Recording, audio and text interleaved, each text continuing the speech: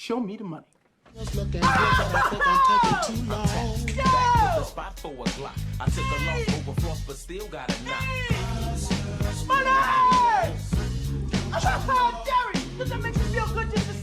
All right, show me the money. NFL picks for Championship Sunday are here. Joining me today, a guy who is no doubt a little upset that his team is not playing on Sunday.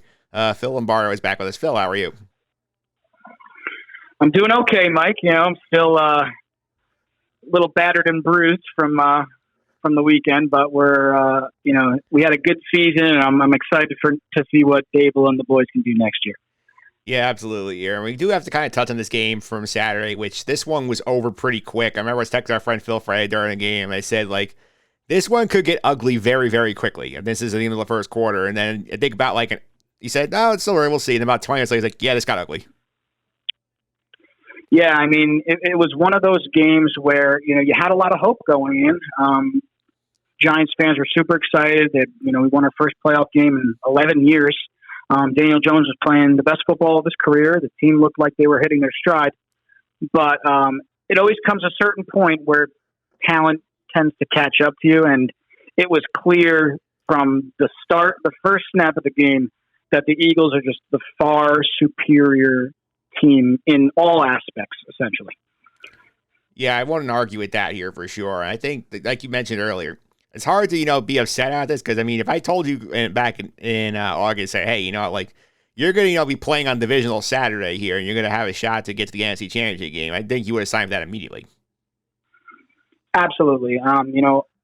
For me, the last 4 years has been really frustrating as a fan, as a season ticket holder, as somebody who really loves the Giants and cares how we perform. And it was pretty much an embarrassment the last 4 years to see what Dable could do in the short time he's been here. It was super impressive. I like the strides I saw from Daniel Jones. He definitely had his moments where he reverted back to what we've seen in the last few years, but I think there's something to build on. I think there's definitely some holes in the team, but I think it's not something that we can't work with. The Giants have $45 million in cap space. Sure, we could use a couple of receivers. We could definitely use some interior offensive linemen. A middle linebacker wouldn't be bad. I love my Notre Dame. I love Jalen Smith, but he's not the answer. He was a fill-in. And we could definitely use at least one or two more cornerbacks. So that's really what I'm looking for when it comes to what we can kind of focus on heading into next year. Yeah, that's for sure here. And I do think they have a very interesting offseason here, too, because obviously you look at what's going on with them. They have the Daniel Jones, Saquon Barkley free agencies to deal with. They have to fill a lot of holes in the roster. Joe Chain's going to be earning his money this winter. Yeah, no, this is really a test for him, and I think he's going to be up for the tasks. I'm looking at free agents for next year. Cornerback is a little thin when it comes to youth. You have some guys here, James Bradbury, Marcus Peters. They're probably going to demand a hefty salary, so I don't know if it's something the Giants can go after. But one guy that stands out to me is a guy that got hurt this year for San Francisco, and he was a starter, Emmanuel Mosley. He's just about to turn 27. I think he's someone that might come a little bit cheaper. He was only making about $4 million last year. So coming off injury, I think it's somebody maybe the Giants might consider targeting.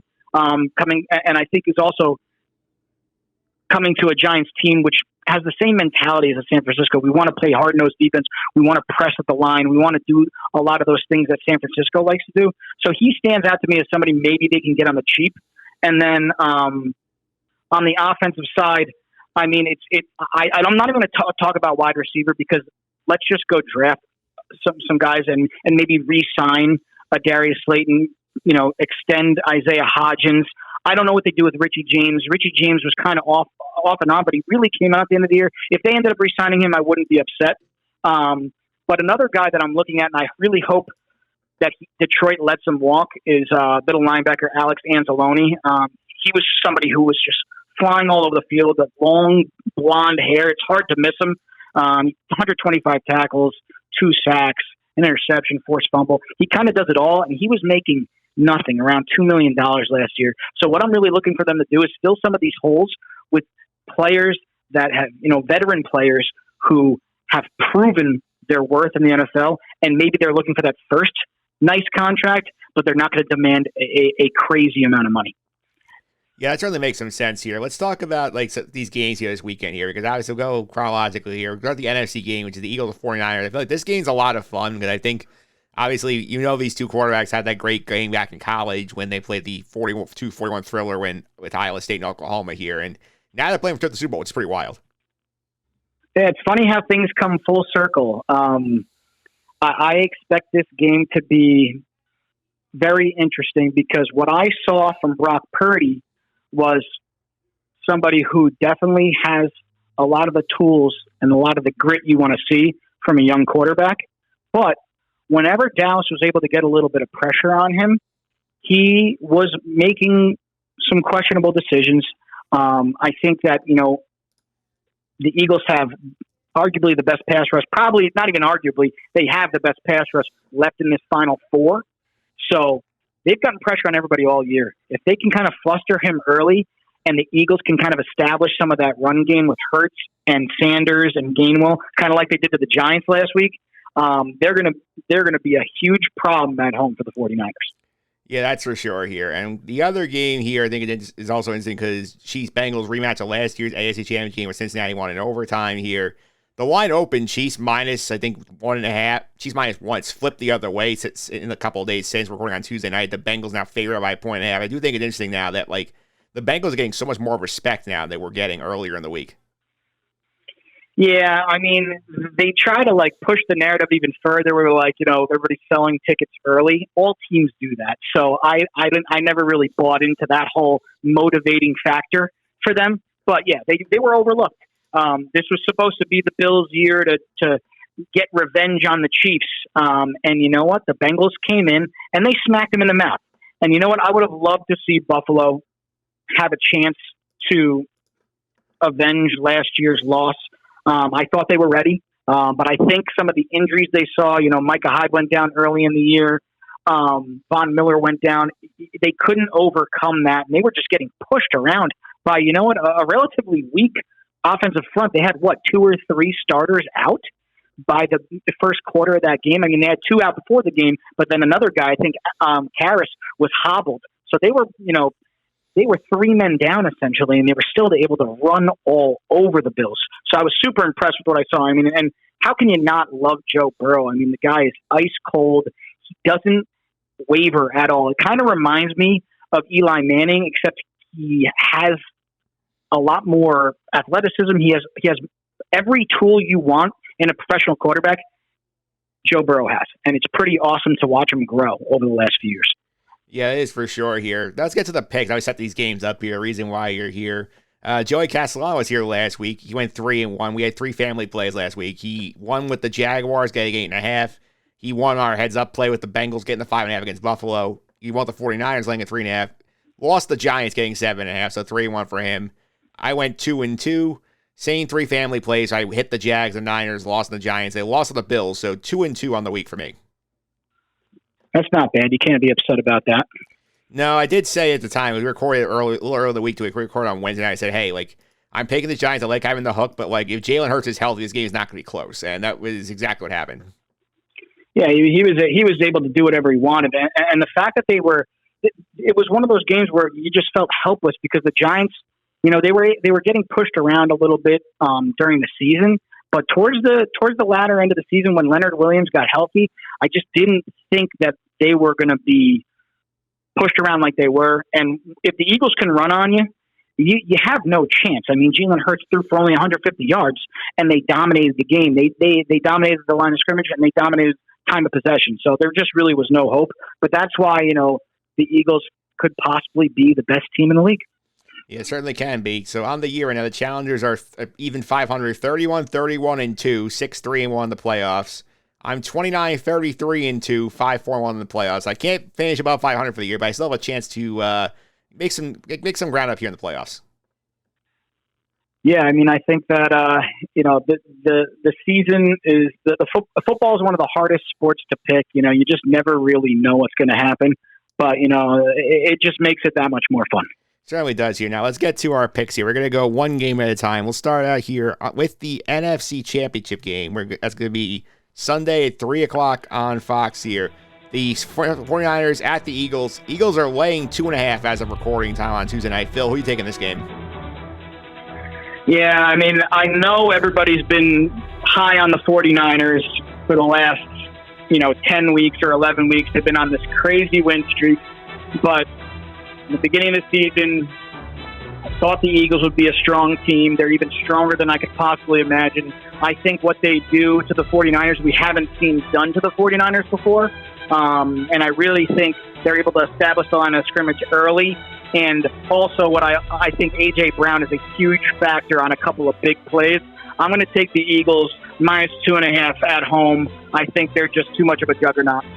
Yeah, I'm going to agree with you on that pick here. It's one thing I think is not getting talked about enough this game is that this is probably the biggest road environment Brock Purdy has played in as a pro. And I mean, he's only road games prior to this were at Seattle on a short week and at Las Vegas. And going to Philly with the Super Bowl on the line is a big step up in competition. We saw that, he had some rookie jetters last week. They won because they were able to just smother the Cowboys' offense, and Philly is much more explosive offensively. I think getting under a field goal is still good value. I'm with you on the Eagles. Yeah, I mean, honestly, the 49ers defense played fantastic, and I think that's what won them the game. Dak Prescott kind of gave them a couple of gimmies where the Cowboys had every opportunity to win that game, but the 49ers just were a little too tough, and Brock Purdy just didn't make any mistakes, really. But I don't think that's going to be enough then to overcome that hostile environment in Philadelphia. Yeah, for sure. Next up here, the AFC Championship game. The Bengals at the Chiefs, Sunday, 6:40 on CBS. Bengals favored on the road by 1.5. Where are you going with this game? I mean, I think it's very interesting to see the Bengals favored on the road at Arrowhead. I mean, Arrowhead is one of the toughest places to play as well. Maybe the toughest place to play in the AFC, arguably. So, it was just weird for me to look at, but I still think Bengals here. Joe Burrow is 3-0 against Patrick Mahomes. Patrick Mahomes, much as I love him, and I think he's just a great guy, a great quarterback, and has all the tools that you want as well. He's a little hobbled. I think that Andy Reid is somebody who sometimes can get away from the run game a little too fast. He might have to try to attack with the run a little bit more this game, and I don't know if that's going to slow that offense down a little bit. I just trust Joe Burrow in these moments already. He's already proved it time and time again, and I think he's got a little bit of a chip on his shoulder still from just his entire life being overlooked. So I'm going to go Bengals on the road minus 1.5. I think they go back to the Super Bowl, and they give the Eagles as much problems as they could possibly give them. Yeah, first of all, I'm going to say all 4 games we could get out of the Super Bowl match is going to be a lot of fun here. But I do think, getting the Chiefs as home underdogs in a playoff game is very interesting here. I do think that we did disrespect the Bengals a lot. I feel like we did throughout the year, but I feel like now maybe you got too far the other way. The Chiefs are still a team that won 13 games in the regular season. The Chiefs are still a team that has the best quarterback in the world, Patrick Mahomes. They still have Andy Reid's coaching staff here. I think even if Mahomes cannot scramble out the pocket here, I think, they've been sitting here for a year. Cincinnati has our number. They're 3-0 against us. They beat us here last year. I think that this is going to come out here better than people think. I think they're going to win this game, go to the Super Bowl. I'll take the Chiefs, go heads up with you. Yeah, I mean, honestly, it's a toss-up game. I just like the Bengals here because of the way they played last week. They really impressed me, so I'm just going to kind of ride that wave. They're a little more of a sexy pick, considering Mahomes is a little hobbled. But if the Chiefs went out and blew out the Bengals next week, this weekend, I wouldn't be shocked in the slightest.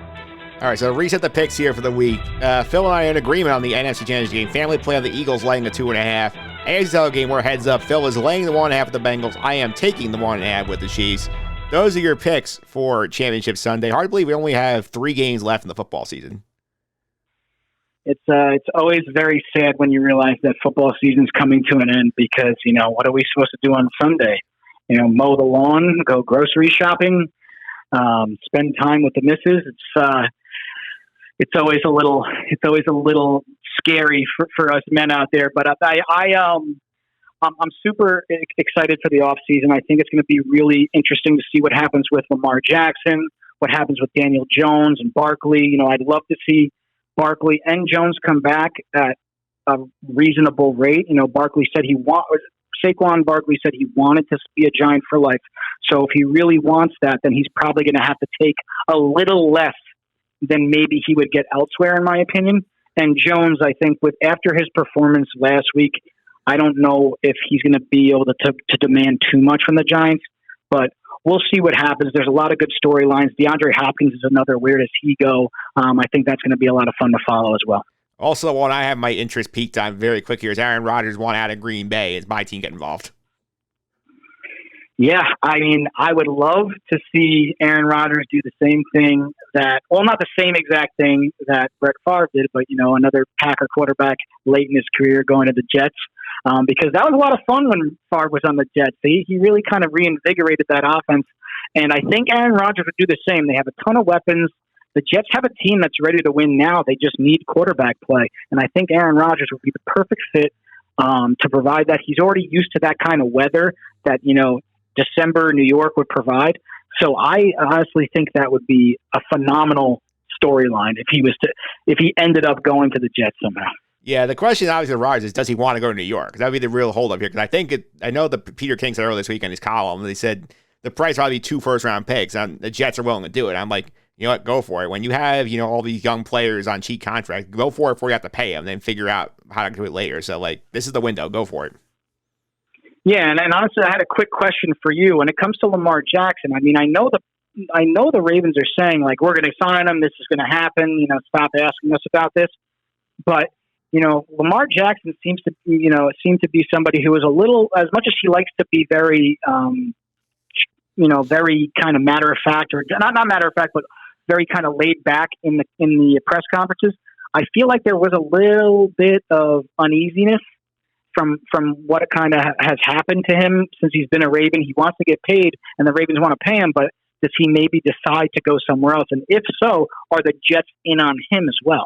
I think they're on every quarterback who can make this team better. That's the way I put it to you. Yeah, absolutely. I guess if I had to rank them, obviously Lamar would be 1, Aaron Rodgers would be 2, and then maybe you look at a guy like Derek Carr if both of those guys end up going elsewhere or staying put.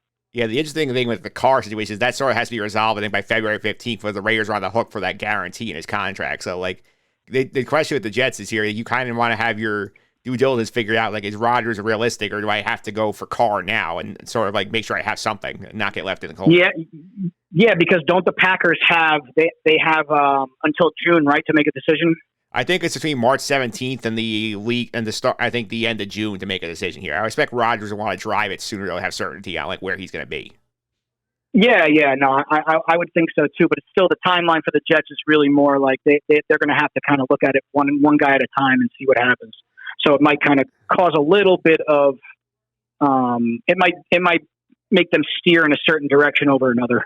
As I said, I think February 15th. I think if they do not pull off a Derek Carr trade by then, it's going to be a trade because there's enough interest in him. I feel like if they don't do that, I feel like they have enough inkling that they can get Rodgers, and I think that's what they're going to try and do. Yeah, no, I agree with you. And with the Giants, I really think that, they have to sign Daniel Jones because they're really, I guess they could go after a guy like Jimmy Garoppolo or Derek Carr, but is that going to make the team better? I think they need to sign Daniel Jones. I just hope that he ends up taking a reasonable contract because it would be nice to have him back in his second year in a Dable offense because that's where we could truly see who he is. Maybe they end up franchising him and signing Saquon to something reasonable, maybe in the 8 to 12 million range, somewhere in that range. I think that would be something that we could make happen and still be able to fill all the gaps we have in the rest of the roster. Absolutely, Phil. Thanks for all the time. Really appreciate it. Before I let you go, if you want to follow on social media, how can they do that? Well, took a little hiatus from Instagram and others, but I do have a Twitter. It's the Phil Lombardo, or at the Phil Lombardo. That's my handle. All right. So you want to follow Phil, you can follow him there. So, Phil, thanks for all the time. Really appreciate it. Thanks a lot, Mike. Always fun.